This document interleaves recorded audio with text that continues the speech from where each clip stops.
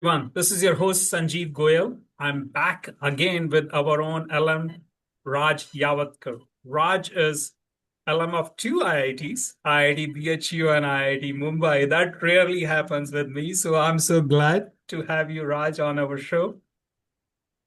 Thank you, Sanjeev, and very happy to be here. And I think you brought a smile to my face by mentioning two IITs because that's important. Yeah, I'm proud of being absolutely. alum of both of them. Yeah, yeah.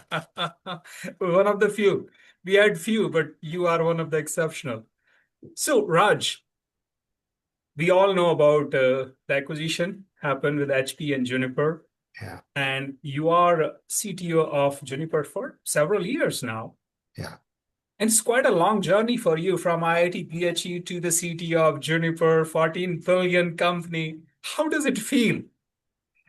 I think it's a great feeling. If we ask me if I planned my career, I would be lying. I have gone through different phases, changing paths in between. So ultimately, landing up as a C-level exec was something happened unexpectedly, and I really enjoyed it. I've been here 5.5 years, and I really enjoyed that level of work where you get to help the company make a transformation from being a telco company to enterprises, more hardware-based company to both hardware and software and so on. So it has been fun.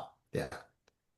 So let's go back a few decades ago. I'm not going to age you. A few decades ago, when you were a student in IIT BHU, do you have any interesting story to share or anything you would like to share about your IIT days? Definitely, I think one of the things interesting is that I spent a night in jail, which is I like to tell All you right. something not expected. So there was a big floods in Benares where Ganga had such a big floods that many villages were literally underwater. Up, people were living on the roofs, and Oh, and one of my friends, two of them, they had started a social organization called SSW, a Society for Social Workers, and they wanted to help those people, especially Harijan and other people who are not getting any government help. So we decided to volunteer for it. A lot of us worked on it because the institution was completely closed because of flooding. floods, complete flooding. And later on, after the government offered the aid never got to those people. So these people organized um, dharna Protest. in district magistrate's office. And they were very nice to us. They talked to us nicely and they separated the villages from us. And suddenly the PSC, the Provincial Armed Constabulary in UP, the most Notorious. furious people, they came with sticks, started hitting us and put us in jail. And our director had to Bail you rescue us out. with this. Some of my classmates didn't want to be leave because they wanted to make sure there's nothing on the record. They wanted to appear for USPS, US, yeah, the IS IS exam. exams and all. Yeah. So ultimately, Director Dr. Anantraman really resolved that, but it's an interesting episode in my stay there. Yeah. So you were rebellious from day one, I guess. Or at least a follower of good leaders. Those were the two strong leaders. One of them went on to do good work with Union Carbide disaster, that he got lots of awards, including from Harvard University here and so on. I mean, social justice is important. And of course, all of us, it's our responsibility to speak for the people who can't speak for themselves. So Yeah, that's great. That's awesome. Thank you. So fast forward, you came to US, you pursued PhD. So talk a little bit about your journey, where you are, and why you decided to become a technocrat or technologist. Then other path, a lot of our friends have taken starting the company or yeah. in the management positions, doing more CEO level stuff. Yeah, so I did my PhD and in networking, and that time, if you look at networking, was relatively new. Internet had not caught fire like it did in late 90s. So I became an academic. I was a professor actually, tenured faculty, computer science faculty. Then when I was in visiting professors at Berkeley, Intel recruited me to go to Intel to start Internet Technology Lab. That's how I ended up in Intel in advanced R&D, not on business side R&D. And while working there, I realized that to make an impact, I need to be part of the business unit. So moved into a business unit. I invented a new category of products that Intel called programmable network processors. Nowadays they're called smart NICs and all, but that time it was really an idea that you could do lots of packet processing, very high level, especially with HTTP based protocols being used using programmable network. So that's my journey started there. And then, of course, I ended up working with data. But I was in Portland, Oregon. A lot of the times I got offers to move to the Bay Area. But because of family reasons, my daughters were going to school there. We didn't want to move. So I passed upon lots of opportunities to do startups and stuff like that. And once I started, sort of became an Intel fellow, which was the highest technical position I that was time. about to say that. Uh, Pardon? That's a big deal. Intel fellow. I mean, that's like the goal. I don't know, whatever they call it, but the highest level you can Yes, achieve. technical position that time, and I became when Andy was there. It was quite an honor. So I continued that journey, and I think only when Intel started losing momentum, I decided to move. And my daughter, second daughter, went to college. I was an empty nester. I moved to the Bay Area to VMware. And VMware, I got an opportunity to do a startup, Inside Up. It's a product now called VMware Cloud Foundation. I ideated it with four people, become the first time in my career, sort of everything, owner of products, engineering, sales overlay even, and architecture and everything. So they grew that, became a successful product, and now of course it's a lot more successful. That point I moved to Google because I was wanting to get back into networking. I was not doing networking since 2005. I'm doing data center architecture, system of chip design. VMware was all private and hybrid cloud automation. So Google has the largest network in the world. So I ended up there going there saying that this is my last job. I want to stay there forever. And as it turns out, 2 years later, I got a call from Juniper Networks to come interview for CTO position.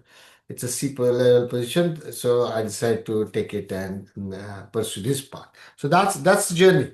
If you ask me any of it's planned, no, it's all serendipity. Things just happen. Yeah. Yeah, and it's fascinating. Juniper, another company founded by one of our own IIT Kanpur alum, which is An amazing. amazing guy. I mean, we always looked up to Pradeep, right? Pradeep is like It's amazing guy. Yeah, yeah, and competing with Cisco was not a joke. In yeah, yeah. I mean, he came up with the idea to completely disrupt the industry by creating not PC-based router, but actually ASIC-based router, and that's changed the company. It's a Yeah, game changer. yeah, yeah. Rest is the story. So let's talk about where the things are, what I'm seeing, and maybe you can help me understand or our audience understand where are we going. Recently, I was in India and was talking to, of course, a lot of my friends, some VCs, some really, really smart entrepreneurs, and everybody's talking about data centers. One shape or the other shape, Mhm. edge data centers. They talk about data centers for AI. They're talking about data centers just providing services to companies like Google, last mile connectivity or better experience for the consumer to all sort of things. In fact, met another company from Norway. They are like highly specialized into this data center infrastructure. Indian government has not government, but a lot of state government has a lot of funding now available if you want to start a data center. And I Right. came back Hmm. and I met this gentleman. He just raised $100 million to set up a data center in Las Vegas. Yeah. And all he's doing it, that's what he explained me. I will not name the company, uh, AMD based AI infrastructure. Hmm. And of course, modeling and inference both. Now, you are in the heart of technology. And when we talk about data center, networking is just the core, right? Yeah. That's what really it is. Especially for Data machine learning. Yeah. information gathering. What do you see? What is really happening all of a sudden? Because few years ago, everybody says data center is over. It's all cloud and Amazon and Azure will own pretty much the world, which they do actually. Yeah. So I think So people sorry are for a long question, but I'm really confused. I wanted to summarize it for our audience so they understand. Yeah. It's a very interesting and complicated problem and possibly a lot of opportunities. Yes. So I think there are two things, right? There's a machine learning training, training of large language models, and then inferencing from those. When it comes to large language model training, you need huge clusters. People are building 100,000 GPU clusters, 250,000 clusters, even a million GPU clusters they're going to build, which requires its own power plant, nuclear power. I think the hyperscalers will always lead in that because they have the business model to subsidize initial building, but at the same time make money not just by providing GPU as a service, but additional services. To compete with them, there are so-called neo clouds coming, right? Core Weaves of the world and Cerebras, Grok and all. They will have a place because they're willing to invest a lot of money. Now, whether the returns are there or not, it still remains an open question, right? Because just offering infrastructure as a service we have seen in the past is a commodity, becomes commodity very quickly. Very quickly. Inferencing, on the other hand, some use cases might require low latency, and that's why the inferencing clusters may have to be local, closer to enterprise, closer to the edge. Having said that, I tell you that a lot of the inferencing use cases I'm seeing can be satisfied out of the um, cloud. Why? The clouds have local zones. They are just not any more big regions. They have local zones located in Santa Clara and stuff like that. So they're getting closer. So the hyperscalers are increasing their footprint closer and closer to the enterprises. Due to that, a lot of inference cases can be solved by a cloud provider because the amount of latency, 200 milliseconds, can be easily satisfied. So there might be other use cases which are still unproven, which absolutely require local edge clouds, and that is to be done. Networking plays an important role because GPUs cannot be left stranded, and they do lots of communication when you have different tensor parallelism, model parallelism, and so on. And networking has to change. Networking now has to provide very high bandwidth, high throughput, low latency. So that's what we are doing. We call it networking for AI, and there's a lot of demand for it. So a lot of money to be made in the next few years by investments in infrastructure that are happening, right? So even the startups are coming into that. Some people are developing completely new chips focused on only inferencing. Why use a GPU, NVIDIA GPU, when you can solve the problem much more with the lower power? So People, yeah. all that is great, exciting stuff happening. As it happens with any of these new developments, there's also a lot of hype in certain areas. So you have to be careful. But if you're an entrepreneur right now, there are three areas where there's an opportunity. Mhm. Specialized chips. You just stole my thunder. That was my question. Okay. The three areas, specialized chips, Yeah. the providing infrastructure for inferencing in a most power and cost efficient manner. And the third one is generative AI is changing the landscape. So how do we build platforms which do not require you to worry about, oh, what kind of workflow I have, how do I automate it, when I build a multi-agentic framework, all that should go and people should focus on use cases that are going to change, right? I mean, you saw big companies talking about changing the workforce. Ford CEO is on the record now saying that lots of white collar jobs are going to go away. Microsoft is already cutting. So I think those trends can be are I think age defined. I mean, they're really going to be changing the how the workforce works, and there's a lot of opportunity there.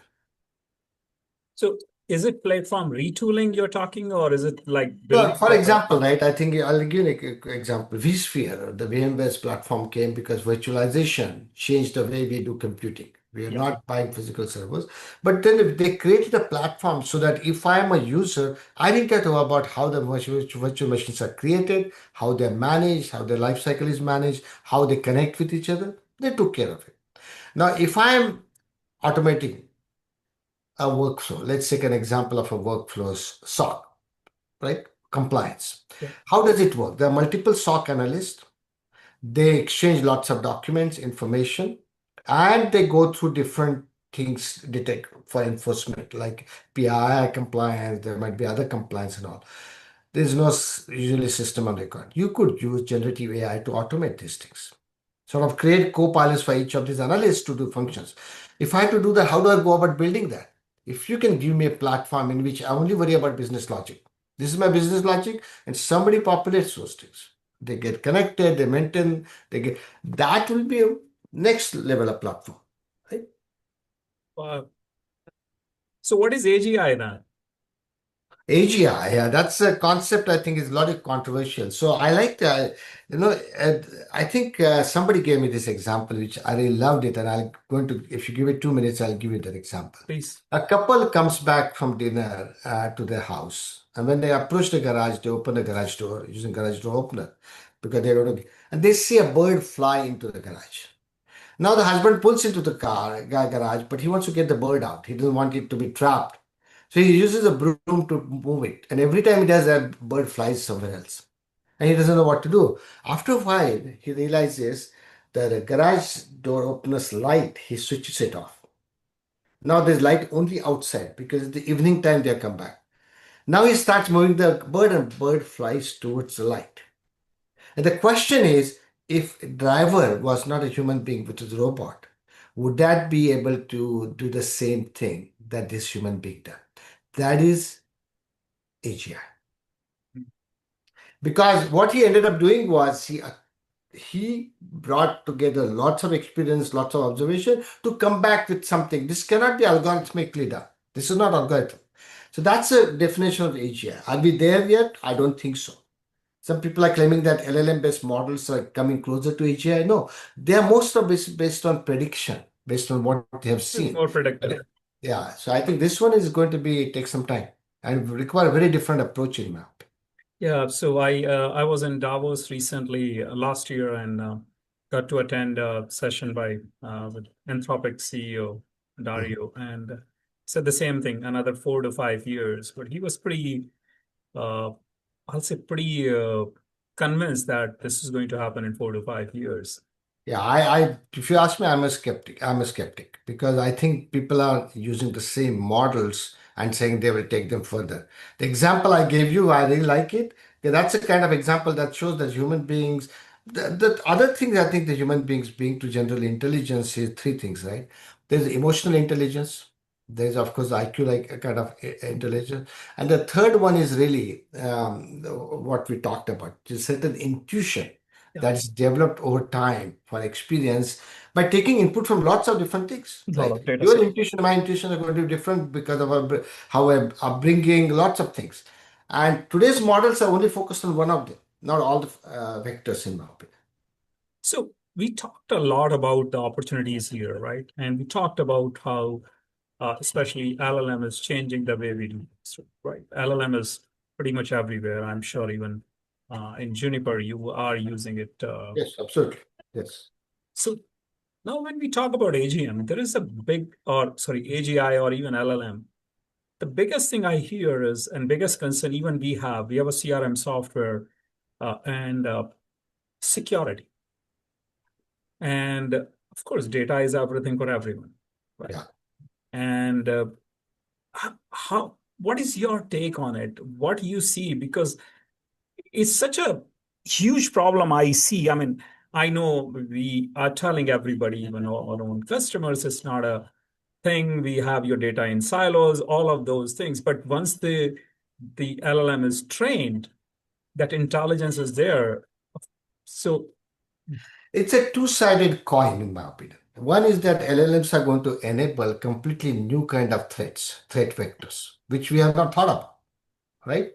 And those could happen through false prompt injection, all kinds of stuff, right? But the other side of the coin is that you can use LLMs to also start protecting, defending against those things we do not start about, right? One opportunity for entrepreneurs is right now developing new chips, which can be directed only at this kind of analysis on the fly to counter attack or offer counter because you cannot see today all of our IDS, the intrusion detection systems, IPS, all of those are based on the known threat vectors. But if the threat vectors are unknown and they can be manufactured by this LLM model, then you also need a similar approach using LLMs to counter them.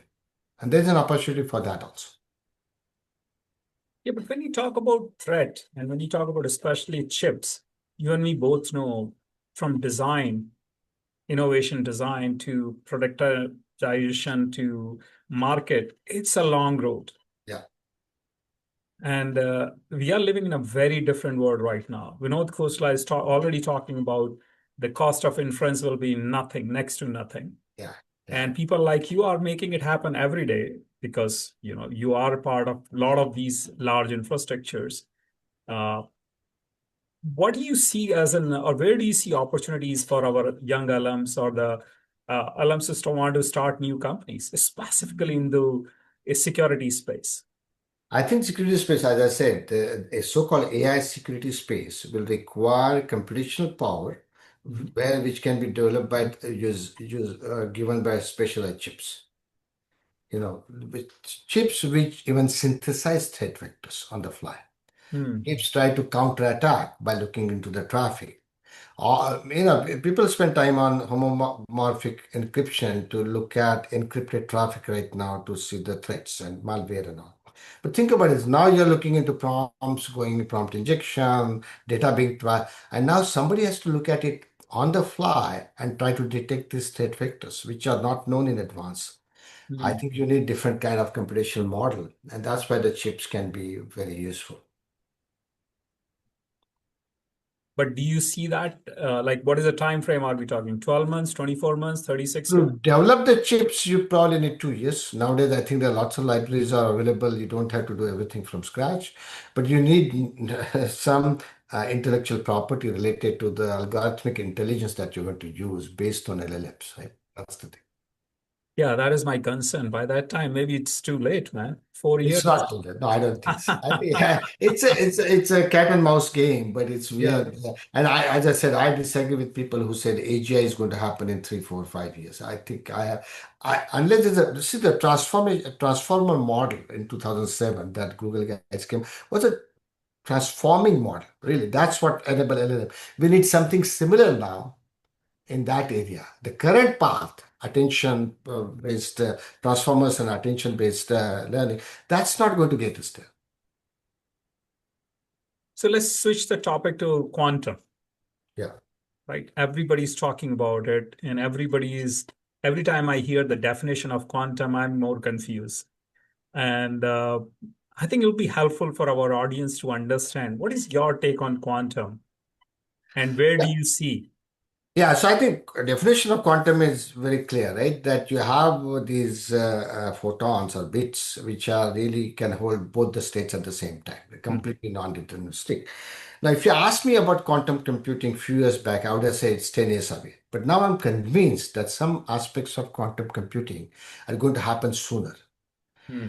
Today, IBM publicly has disclosed that they make more than $1 billion revenue renting quantum computers to financial institutions and governments, right? Real, Yeah, they have. And Google, Amazon, Microsoft, they are investing in big ways. heavily. Yeah. Biggest problem with quantum computing is that since they are non-deterministic, error correction.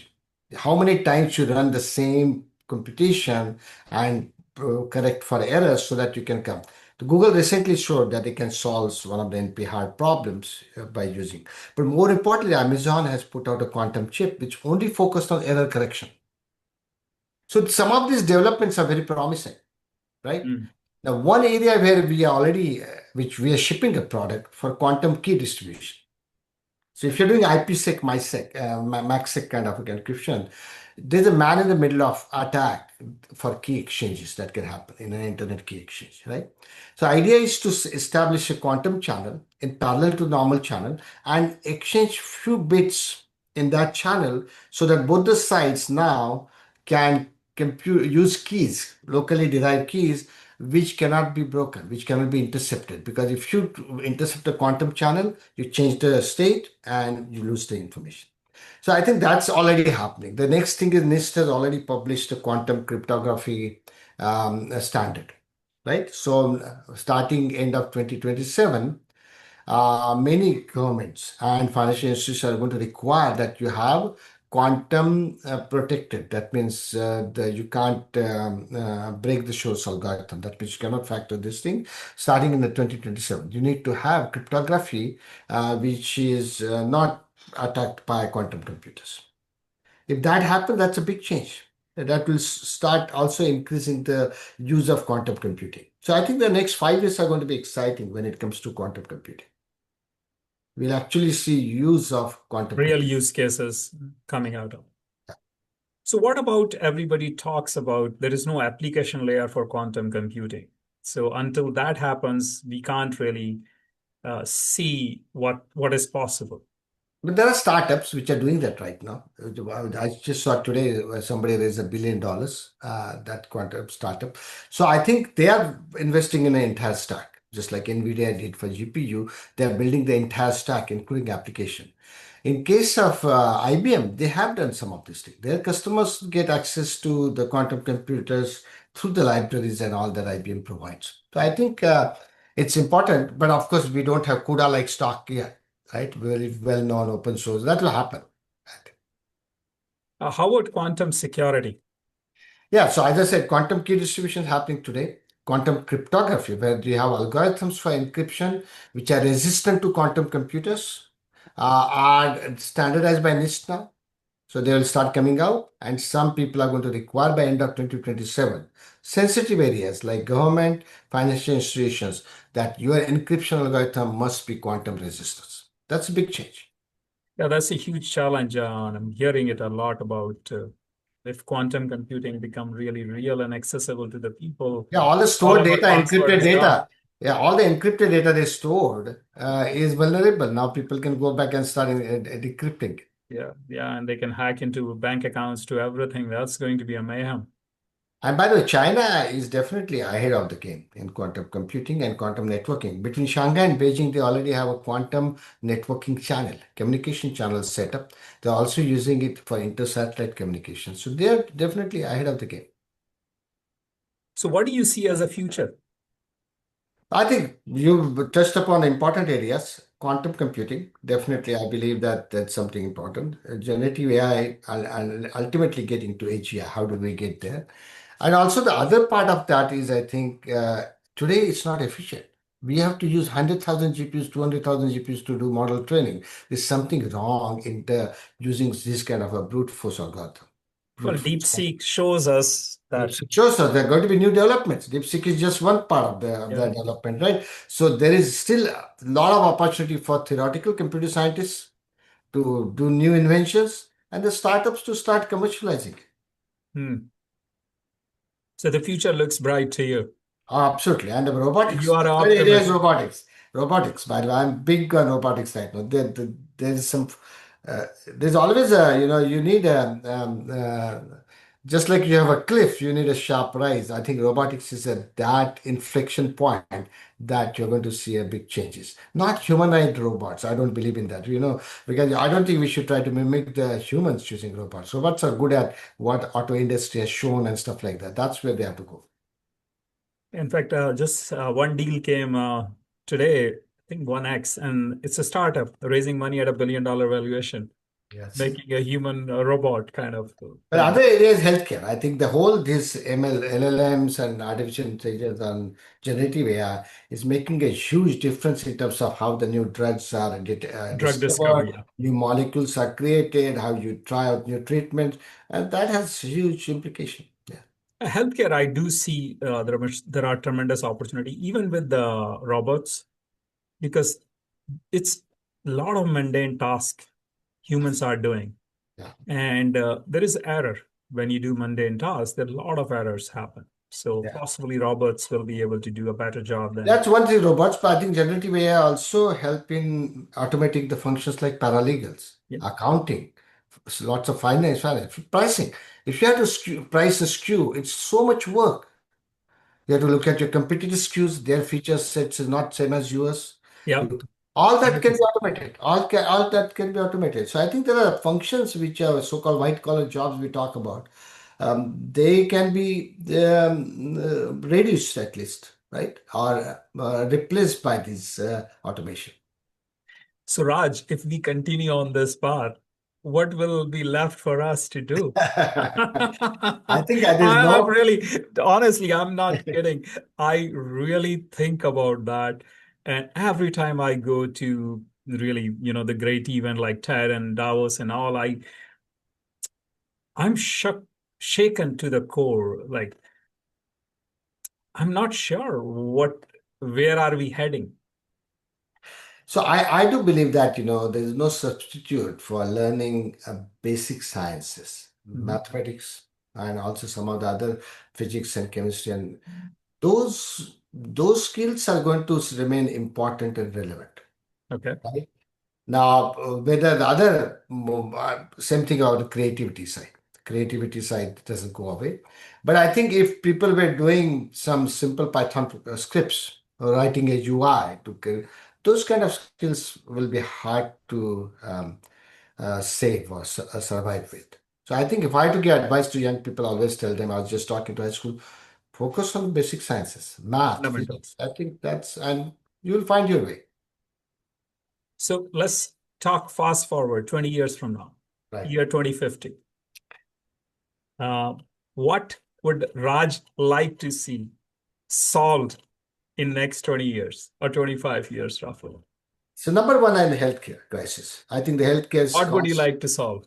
I think the completely personalized medicine. Okay. So if you have unique, there's a range of things, right? There's of course unique diseases, the genetic diseases, but there are also the lifestyle diseases, which are in India, diabetic is an epidemic, right? Those Huge kind thing. of things have to be addressed at a much lower cost without having to invest over. Number one. Almost million people goes through amputation every year in India. That's right. Million. Exactly. Yeah. Yeah, I studied the stat. It's crazy. Yeah. And there are people like celiac diseases and all that people have for long time disease, autoimmune diseases, as well as genetic diseases. There's no reason we cannot cure them or address them very early, right? The second one is, I think, education. A lot of the planet still has, even in India, challenges with education, access to education. Access to education. Somebody coming from a really disadvantaged background still has hard time getting quality education. There's a tiered system, right? So that should. And a third one, I think the food production. It's very uneven around the world, and because of we still have hunger. I mean, Gates Foundation and all have done very good work there. I think if we could solve these three problems, we'll be living in a much better society. I tend to agree with you. These are like really fundamental and important problems to be solved. And Yeah, because right now the divide is so big and it's been increasing. That's what leads to conflict. That's what leads to wars. That's what because resources are limited. So how do we? Yeah, yeah, that'll be huge, huge. Raj, thank you so much. We touched upon so many things, and I already have tons of ideas around what our alums can do, young alums can do, or industry they should go. A couple of things I just want to summarize our conversation for their references.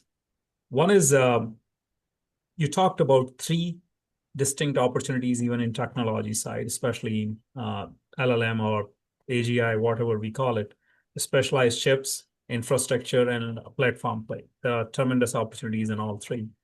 And then it's almost like a challenge you are giving them. Three challenges: solving the problem of healthcare, so we have better quality of life; access to education, which is surprising that in spite of such a high availability of internet and phones, which is a game changer. and Last Khan Academy made a lot of progress with amazing the progress. efforts like that. But I think we could get to the personalized education, high Personal quality. education, yeah. And healthcare, of course, Gates Foundation has done a tremendous job. I was recently with one of their executive, and I learned a lot how what they are doing, and it's not just the uh, marketing aspect. They are doing tremendous work, tremendous Yeah, work. but they're doing prevention level work. I think we could also proactively do personalized medicine, personalized things. Yeah. 100%. Mhm. And I think the big one is food production. So that is definitely a huge challenge, we both know. And there are several reasons, including water, Climate change. access to clean water, climate change. So it touches upon a lot of challenges. So, guys, three interesting opportunities. Yeah, Solve technological personalized developments are healthcare, required, right? The third one requires fundamental technological developments. Yeah. major, and even mindset change, Yeah. huge mindset change. Uh, Even yesterday, I was talking to another our IIT Roorkee alum. He's a dean of UNLV, and we had a great conversation. And he said, Sanjeev, You know, I look at my kid and myself when we came to this country, and he's almost retired. Uh, he said we were buying so much. And now I look at my son, he's a minimalist. You go to his house, he has things which is really matters. He still travel with a backpack, and he sold his company and all that. So it's not like it's the he's frugal, it's just minimalist. And I took that lesson to heart, and I say that is so profound. If we all become minimalist, yes, I'm not saying you should not buy this or that. I think we will be able to transform the world much more quickly. I agree with you. And also, I think those people, young generation, are also giving more importance to work-life balance. Mhm. Some of us who came from the first generation immigrant did not know work-life balance. Right. So I think that Still, I look at my daughters and they have very different focus yeah, on what is important, which is important for young people to remember. Yeah. yeah. It's very important. I'm really glad. Raj, thank you so much for your time. This is such a wonderful conversation. And back to you, audience. I hope you will like it. If you like it, do share your comments or feedback with us. And Raj, where can they find you? Can they look for you on LinkedIn? Yes, of course, my LinkedIn profile. I'm very active on LinkedIn. That's the only social media I go on. So I think we're very happy to engage with you. Thank you, Raj. Thank you so Thank you. much. Thank you. And thank you for having me. Thanks.